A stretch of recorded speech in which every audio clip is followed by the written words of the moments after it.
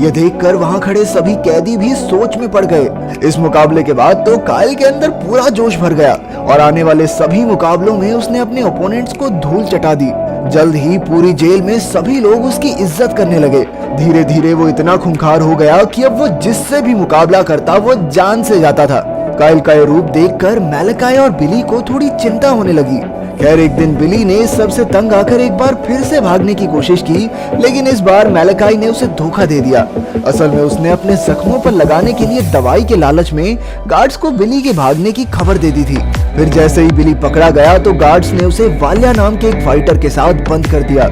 वाल्या बिली से कहने लगा कि देख मैं आदमी हूँ, आदमी से प्यार करता हूँ, तुझसे भी करूंगा चाहे तू माने या ना माने। लेकिन अचानक बिली ने गुस्से में आकर उसके मुंह पर थूक दिया। लेकिन यह हरकत उसे बहुत भारी पड़ी क्योंकि वाल्वा ने बिली को पीट पीट कर अधमरा कर दिया।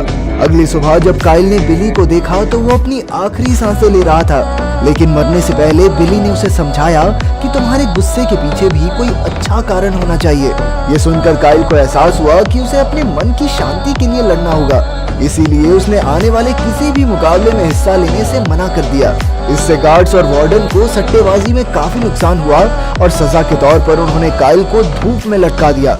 लेकिन इतनी मुश्किलों के बाद भी काइल ने हार नहीं मानी।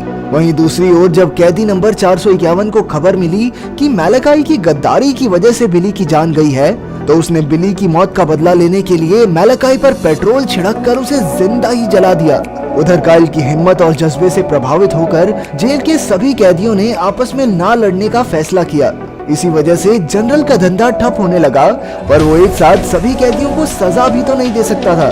वो समझ गए कि ये सब काइल की वजह से हो रहा है, इसीलिए उन्होंने उसे सबक सिखाने का प्लान बनाया। उन्होंने काइल की सजा खत्म करके उसे हॉस्पिटल वार्ड में इलाज के लिए भेज दिया। इसी दौरान एक दिन काइल को अपनी पत्नी की आत्मा दिखाई दी। काइल उसे देखकर कहने लगा कि वो उसे बहुत प्यार करता है, तो ग्रे ने उसे समझाया कि मैं तुम्हारी याद के रूप में हमेशा जिंदा रहूंगी। फिर बाद में जनरल रूस्कोव अपने प्लान के मुताबिक काइल से मिलने आया और उसे जबरदस्ती एक आखिरी लड़ाई लड़ने को कहा। इस बार उसका मुकाबला था मिलॉक से, जो किसी वहशी जानवर से कम नहीं था। वो इतना खूंखार था कि उसे आम कैदियों से दूर एक अलग कमरे में बेड़ियों से बांध कर रखा जाता था। असल में मिलॉक वही कैदी था जिसकी आवाजें काइल ने उस सुनसान कमरे में सुनी थी। खैर फिर मुकाबला शुरू हुआ और मिलॉक ने काइल को पटक पटक कर उसका कीमा बना दिया। अब मिलॉक उसकी जान लेने ही वाला था कि काइल अचानक दरवाजा पीटने लगा। अब मिलॉक काइल को पहचान गया और उसने काइल को गले लगा लिया।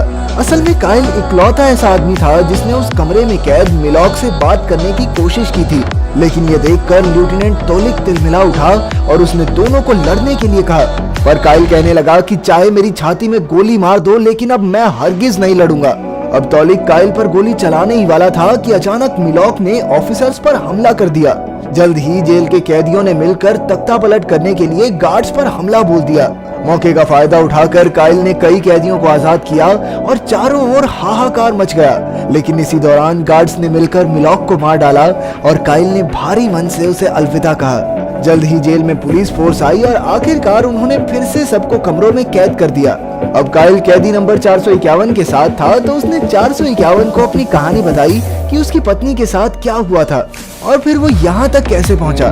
उसकी कहानी सुनकर 451 ने कहा कि वो जेल से भागने में काइल की मदद कर सकता है। इसके बाद 451 ने काइल को कुछ कागजात दिखाए। असल में उनके अंदर कारावी जेल में पिछले 20 साल में हुए कत्लेआम और काले धंधों के सबूत थे।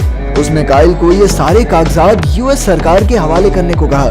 इसके बाद 451 कहने लगा कि अगर यहाँ से निकलना है तो एक आखिरी बार फाइट तो करनी पड़ेगी तुझे। काइल मान गया और फिर अगले दिन काइल का मुकाबला हुआ वाल्या से। काइल ने शुरुआत में ही अपना दबदबा बना लिया और फिर एक ही झटके में उसका कंधा तोड़ डाला। तब वाल्या अचानक चाकू निकाल कर काइल पर वार करने आया, लेकिन काइल पीछे हट गया और चाकू सीधा रशियन माफिया के गैंगस्टर को जा लगा।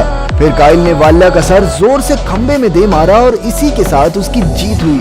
लेकिन अंत में गार्ड्स ने उसे पकड़ लिया और मारने के लिए ले गए। पर 451 पहले से जानता था कि ये ऐसा ही करेंगे, इसलिए वो एक खुफिया रास्ते से वहां घुस आया और गार्ड्स पर हमला कर दिया। इधर काइल ने तोलिक के सर पर बंदूक रख के अपनी हथकड़ियां खुलवाई और अपनी शादी की अंगूठी भी वापस ले ली। इसके बाद वो गार्ड का भेष बनाकर वहां से जाने लगा और उसने 451 को भी अपने साथ चलने को कहा। लेकिन 451 ने कहा कि मैं सिर्फ इतना चाहता हूं कि इस जेल का सच पूरी दुनिया के सामने आ जाए। आखिरकार काइल पुलिस वाला बनकर जेल से बाहर निकल गया और उधर 451 ने जनरल रूस्कोव को मारकर उसे उसके पापों की सजा दी। आखिरकार काइल सुरक्षित अपने शहर पहुंच गया और फिर उसकी बदौलत करावी जेल का सच पूरी दुनिया के सामने आ गया। आखिरकार उस जेल को बंद कर दिया गया और सभी बेकसूर कैदी रिहा हो गए।